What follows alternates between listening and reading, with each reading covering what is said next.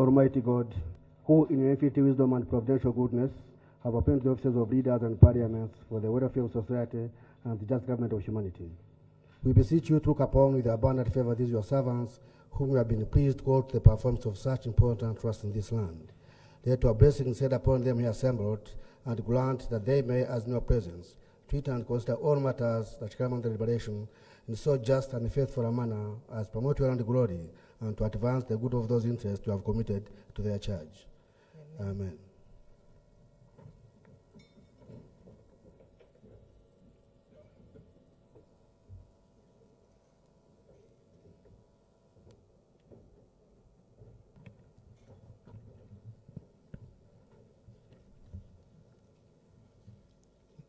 Proclamation by the Right Honorable Speaker of Parliament.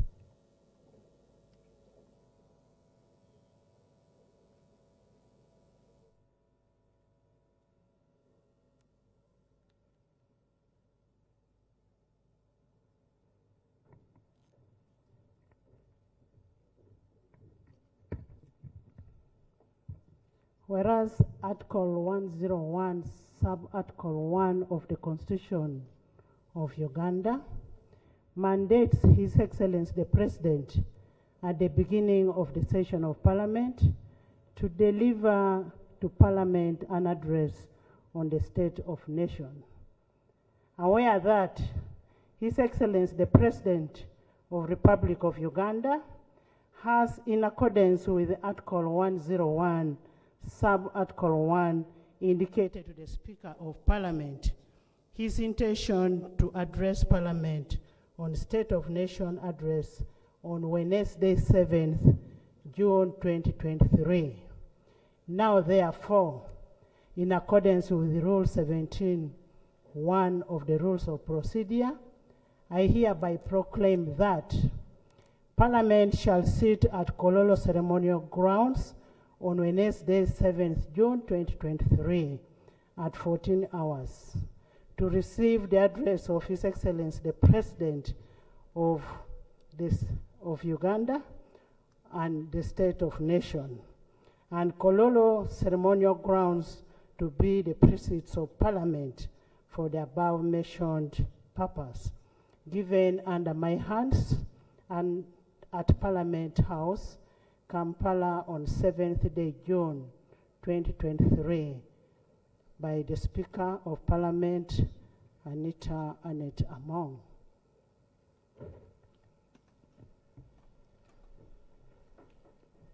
Item number 4, communication from the Chair.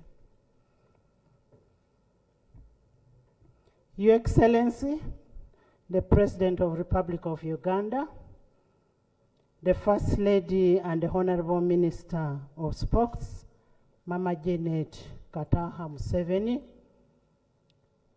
High Excellency, the Vice President of the Republic of Uganda, the Principal Judge, Justice Flavian, representing the Chief Justice,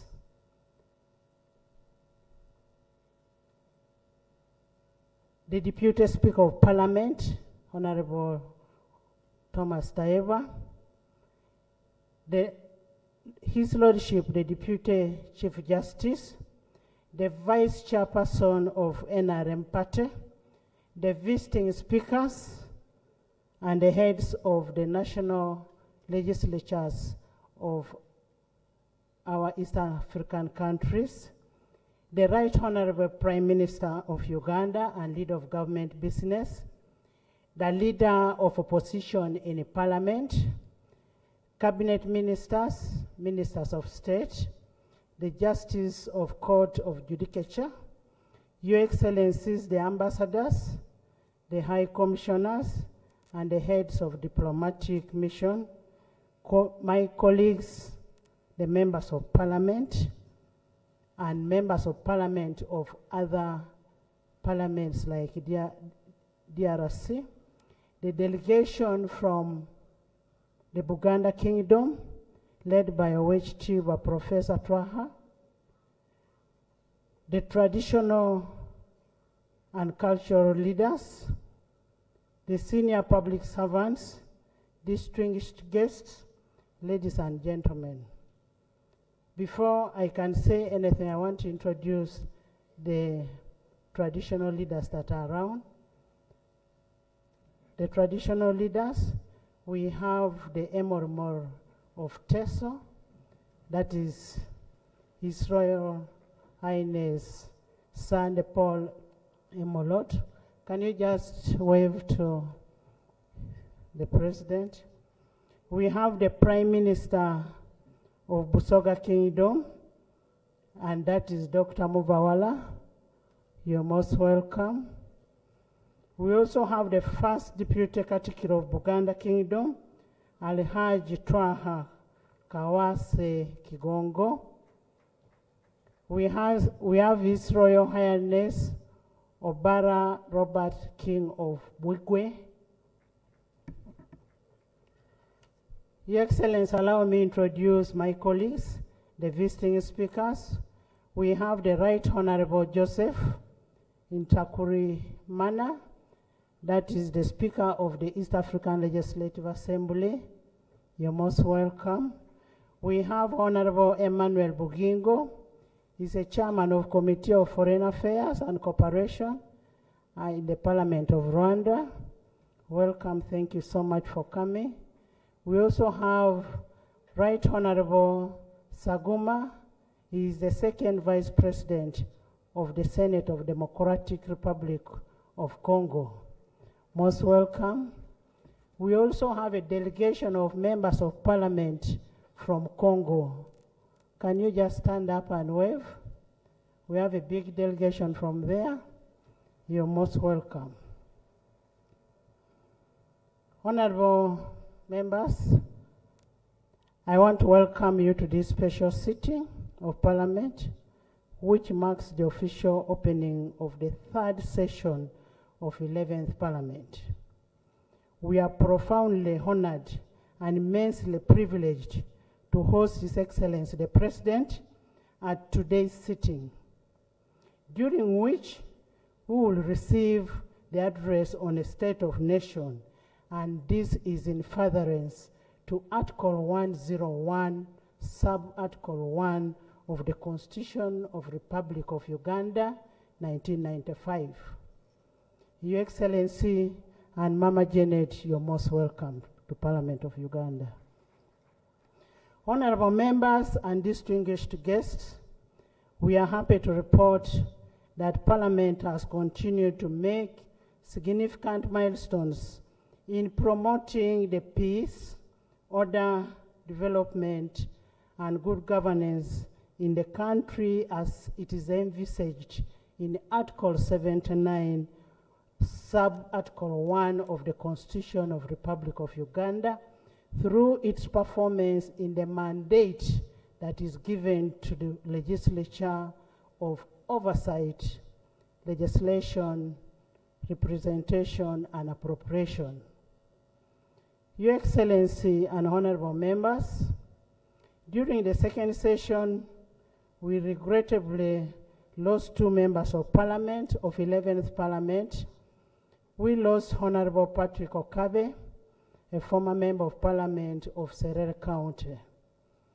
We lost Honorable Charles Okello Engola, the former member of Parliament of Oyam, former Minister of State for Labor and Employment Relations. In addition, the cruel hand of death also snatched other citizens, and these are notably the former member of Parliament of Rubaga South in the 10th Parliament, that is Honorable Kato Lubwama Paul. The former member of Parliament of Padere County in the 7th Parliament and former Minister of State or Public Service, Honorable Patrick Aloysius Okumuringa. Our gallant soldiers of the UPDF serving in the peace support operation in Somalia. The victims of landslides in the part of eastern and western Uganda. The victims of the road carnage and various accidents that are happening in the country. We convey our heartfelt sympathies and condolence to you, Mr. President, and to the people of Uganda at large. And the condolence is from Parliament of Uganda, and for the loss of these gallant sons and the daughters of Uganda. May we kindly rise up for and observe a moment of silence in their honor.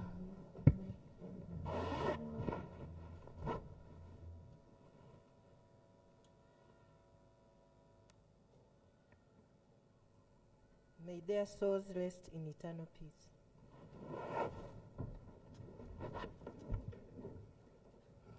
Your Excellency, I take this opportunity to convey our most sincere thanks to you from Parliament of Uganda and to government for the invaluable support and cooperation that you've rendered to Parliament, and that has enabled us to execute our mandate without any hindrance.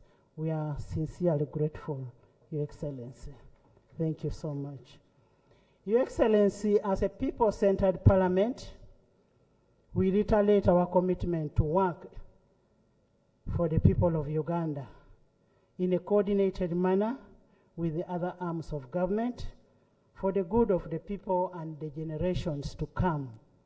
We will always work for the people outside there whom we represent. Your Excellency and honorable members, the State of Nation Address is an avenue of accountability by the Chief Executive to the nation on the government's plans versus the achievements in the previous financial year. The last State of Nation Address was again on 7th June 2022, and we are having the State of Nation Address today, 7th June 2023. We are giving accountability to Uganda for what we have done in the previous year. Honorable members, the delivery of the address by His Excellency, the President of Uganda, is pursuant to Article 101(1) of the Constitution of Uganda, which marks the beginning of the third session of the 11th Parliament. It's an exposition of the future aspirations of the government for its people in Uganda. I want again to thank and congratulate the members of Parliament for finishing the second session. Congratulations. Your Excellency, the last State of Nation Address, you listed 62 items comprising of government's legislative agenda for the second session. On this, 55 of them were bills, while others were reports.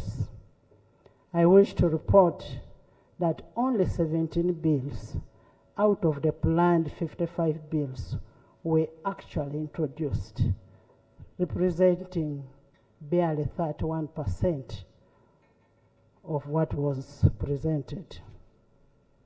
The bills that were introduced include the following: the Anti-Terrorism Amendment Bill 2022, the Insolvency Amendment Bill 2022, the Companies Amendment Bill 2022, the Museum and Monuments Bill 2022, the Fiscal Activity and Sports Bill 2022, the Microfinance Deposit-Taking Institution Amendment Bill 2022, the Law Revision Miscellaneous Amendment Bill 2022, the Income Tax Amendment Bill 2023, the Value Added Tax Amendment Bill 2023, the Excise Duty Amendment Bill 2023, the Lotteries and Gaming Amendment Bill 2023, the Tax Procedure Code Amendment Bill 2023, the Traffic and Road Safety Amendment Bill 2023, the Supplementary Appropriation Bill 2023, the Appropriation Bill 2023, the Employment Amendment Bill number 2, 2022, the Competitions Bill 2022. In addition, government introduced 8 bills that were not in the government legislative agenda, and these include the Public Health Amendment Bill 2022, the Cooperative Societies Amendment Bill 2022, the Anti-Money Laundering Amendment Bill 2022, the Trustee Incorporation Amendment Bill 2022, the Partnership Amendment Bill 2022, the Uganda Human Organ Donation and Transplant Bill 2022, the Convention on Mutual Administrative Assistance in Tax Matters, that's the Implementation Bill 2023, the Public Service Pension Fund Bill 2023. Your Excellency, the realization of the Parliament legislative mandate is duly complemented by the private members' bills, notably the Anti-Homosexuality Bill 2023, the National Sports Bill 2023, the National Local Content Bill 2022, the Parliamentary Pension Amendment Bill 2022, the Market Bill 2022, the Employment Amendment Bill 2022. As you are aware, honorable members, Article 94B of the Constitution of the Republic of Uganda grants a private member a right to initiate a private member's bill. I want to thank the members who brought the private members' bills.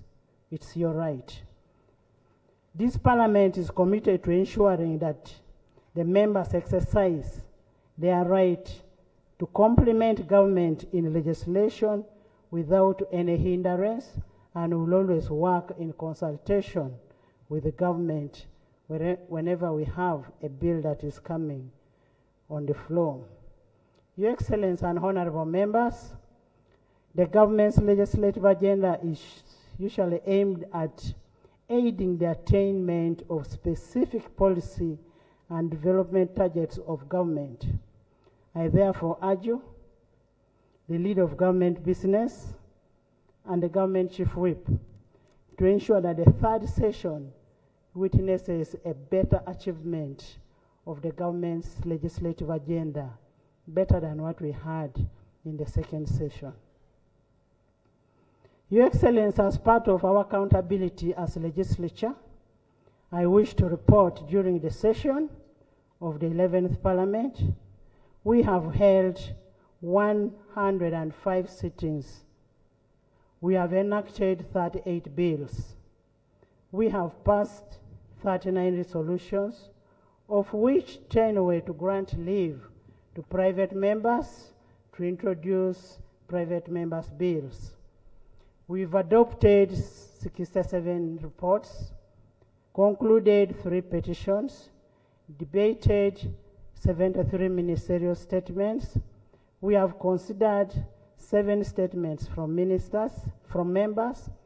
We've also considered 7 statements from opposition. Your Excellency and the honorable members, the bills passed in the second session exceed the 23 bills that were passed in the first session by 15 bills, meaning you had an improvement in terms of the bills by 15 bills. Congratulations. This is a testimony of the efficiency and effectiveness of you, the 11th Parliament. Distinguished guests and gentlemen, some of the critical pieces of legislation that has been passed in the second session of the 11th Parliament include the Anti-Homosexuality Bill, which is now an act, the Market Act 2023, the Human Organ Donation and Transplant 2023, the Law Revision, that's Miscellaneous Amendment 2022, and the Competition Act 2023. All these laws seek to address the needs of the society in pursuit to better living, development, and prosperity. Your Excellency and honorable members, the Anti-Homosexuality Act has by far elicited the most attention and debate. I wish to reiterate that as representatives of the people, we legislate to the best interest of our people that we represent, as envisaged in Article 1, 79, and 31 of the Constitution of the Republic of Uganda, in protecting the sanctity of family as a bedrock to our God-fearing country.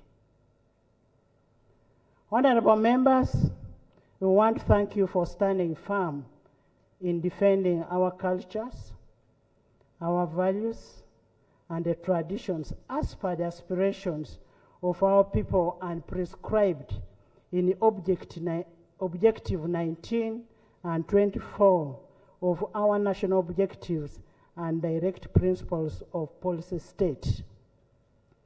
I therefore want to congratulate all those members who supported this bill, now which is an act. Congratulations. In the same vein, with the humility, Your Excellency President, I want to thank the President of the Republic of Uganda, who is none other than General Yoweri Kaguta Museveni, for his steadfast action in safeguarding the interests of Ugandans and withstanding all the pressures in a bid to preserve our national interest and abiding by our national motto, which says, "For God and my country." Thank you so much, Mr. President. We also want to thank the First Lady and the Minister of Education and Sports, Mama Janet Kataha Museveni, for propagating the Christian values and encouraging the President in executing his mandate as a Chief Executive. Mama, we want to thank you so much because we know you believe in families. As representatives of the people, we sincerely thank the people of Uganda for their prayers and entrusting us to legislate for them, and now encourage the task. We now encourage the duty bearers under the law to execute the mandate that is bestowed upon them in operationalizing the Anti-Homosexuality Bill 2023. It is now their duty to enforce the law in a fair, steadfast, and firm manner without fear or favor, for the good of Uganda, for the good of our cultures, for the good of our traditions. I once more want to thank the honorable members for their work that they've done in this session, for their consistency, and the general public for the prayers. Colleagues, as we embark on the third session, which is going to start today, that the President is going to open, we hope he opens it. We are duty-bound to effectively serve our electorates that we represent through irregular attendance and participation both in the House and committees. Honorable members, as leaders, as presiding officers, we realized there is a gap that should be fixed on issues of attendance, both at committee level and at the House. You are here to represent the people outside there. You are the voice of the voiceless. So you must be in the House to speak for those people who cannot speak for themselves in that House. We owe it to those electorates.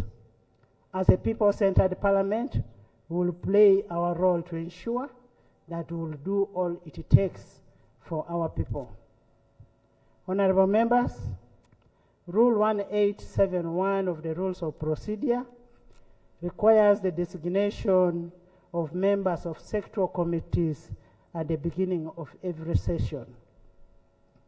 Therefore, pursuant to Rule 1510C of the Rules of Procedure, I urge the whips to designate members to the sectoral committees at the next sitting for us to be able to start the work immediately.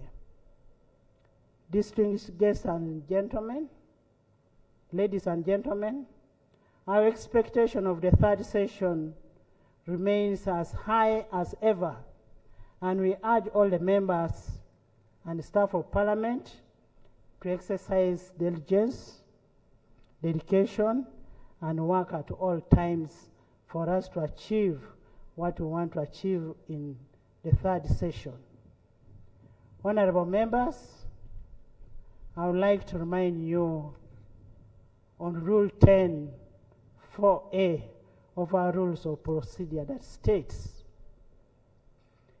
the President, while occupying the chair of state, may make a presidential statement which shall be heard in silence and not followed by any comment or question. I am repeating. The President, while occupying the chair of the state, may make a presidential statement or address which shall be heard in silence and not followed by any comment or question.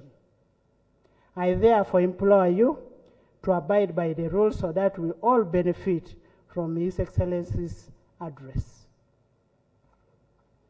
You will have an ample time as members of Parliament to debate on the address of the President.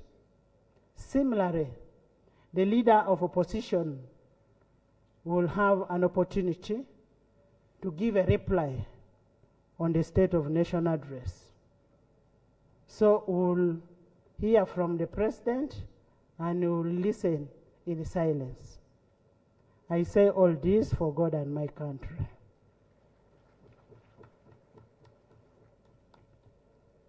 Item number 5, invitation by the Right Honorable Speaker to His Excellency the President to deliver to Parliament an address on the state of the nation in accordance with Article 101(1) of the Constitution.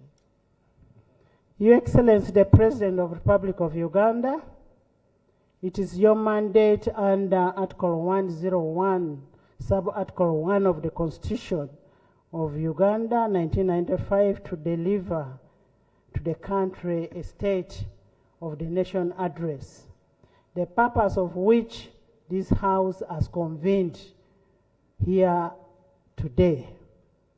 I now take the singular honor and privilege to invite you, Your Excellency, to address the august House and by extension to address the country. You are most welcome.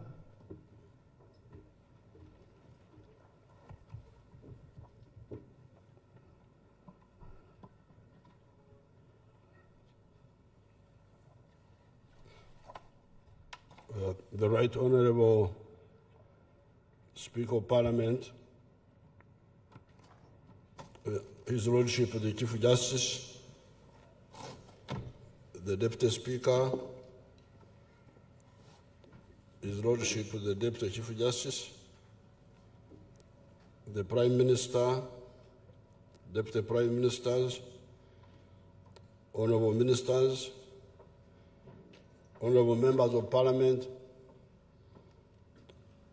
members of the Diplomatic Corps, Their Highnesses, the traditional leaders, distinguished guests, ladies and gentlemen. In fulfillment of the constitutional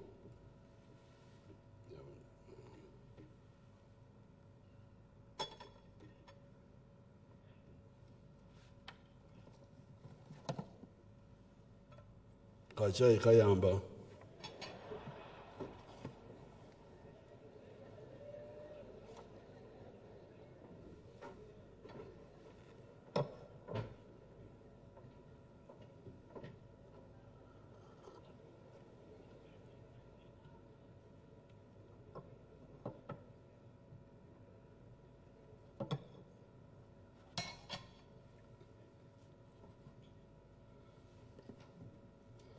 In fulfillment of the constitutional requirement under Article 101, Clause 1 of the Constitution of the Republic of Uganda, I'm here to deliver the State of the Nation Address 2023.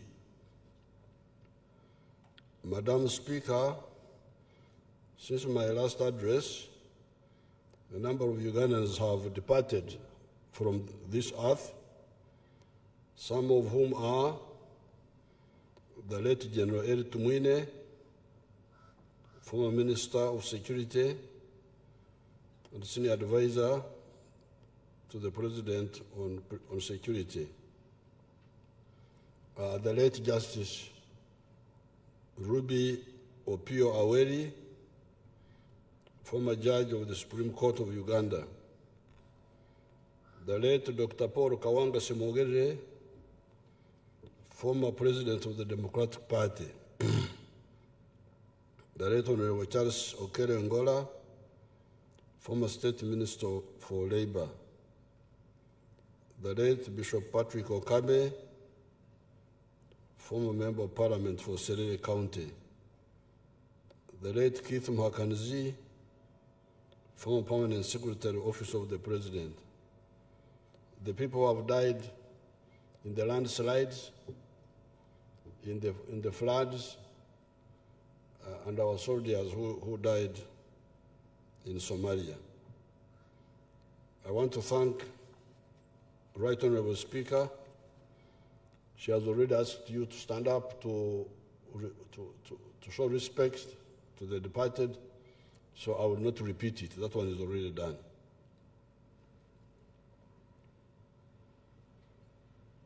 The performance of the economy. I start with the economy. As a result of the NRM government's deliberate efforts to expand the economic base of the country, a strong foundation has been built for rapid economic growth and socio-economic transformation. In 1986, when the NRM government took administration of the country, the size of our economy was equivalent to US dollars 1.5 billion. That's what it was in 1986. Today, our economy is about US dollars 49.4 billion. In other words, the economy, this is if you use the exchange rate method, in other words, the economy has expanded by more than 30 times since 1986. The economic growth rate for this year is projected at 5.5% in real terms, compared to 4.7% last financial year, 2021-2022.